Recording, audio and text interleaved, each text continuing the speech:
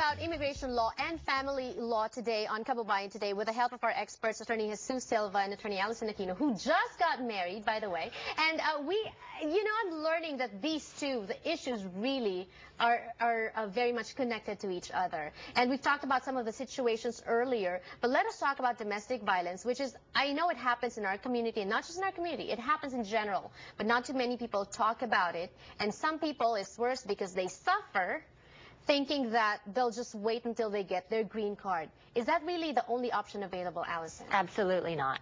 And people really need to understand that immigration recognizes that people should not be stuck in relationships that are unhealthy, that are not good for them. And so there are avenues. There's the VAWA petition, there's the U-Visa petition. U-Visa, very important to point out that it does apply to individuals who are not married to one another. It also applies to individuals who are abused by parents, or for a child, a child abusing a parent, or a parent abusing a child.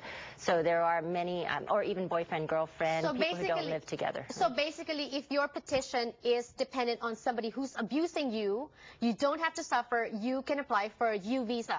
Correct. What are the requirements for a U-Visa? Do you have to get restraining orders, or do you have to approve? Well, in order to approve any type of visa petition based on domestic violence, you do need, it makes a much stronger application if you have supporting documentation. Okay. So along that line are things like psychological reports, police reports, and very importantly, perhaps restraining orders.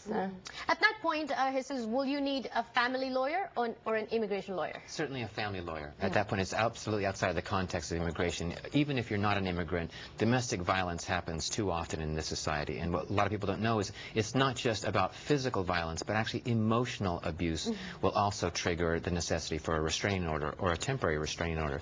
Judges are absolutely receptive to understanding and hearing out people's stories about how they were emotionally abused and just disrespected and put in a position where they felt like they were an indentured slave or servitude that they didn't need to. So if you're in a bad relationship like that, either physically or emotionally being abused, you need to try to report that. Speak to somebody who deals with domestic violence. Hopefully a family law attorney can help you out. But that's the preliminary step that you need to do before you go to an immigration attorney, okay. I think, in my perspective. So consult a family lawyer first and then go to an immigration lawyer. But like we underscored earlier, they work in the same office suite, so you can talk to them actually together if you make your appointment. What about VAWA? What is that?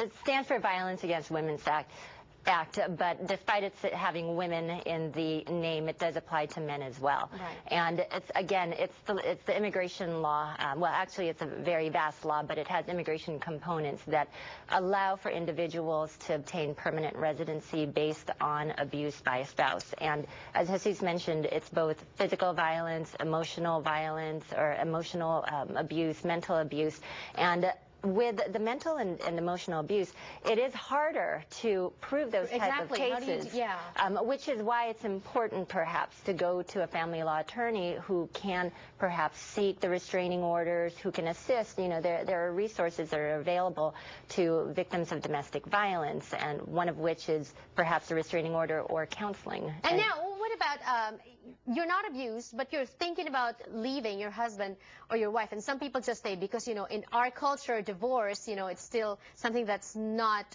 openly accepted. What do you do at that point? And I think we should warn them as well, because if you stay, then the longer you stay, however many years it accumulates that you're together. Sometimes right? It's harder to prove it, absolutely. As soon as it happens, one should be not hesitant at all to possibly call the police if there is actual physical violence going on. And if it is just emotional, to try to prove it up. Sometimes just showing and discussing with a private attorney things like, I don't have access to my own bank account, or he's constantly keeping me from seeing friends, right. Or having other relationships, like my parents, for example.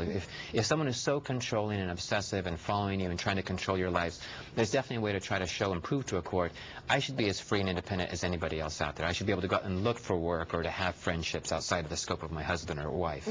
And if your visa is only, or permanent residency is the only thing stopping you from filing for that divorce, then maybe you should think twice, because there is relief available to you. Thank you for your advices. We have more, one last block, another issue to talk about when we return. Don't go away.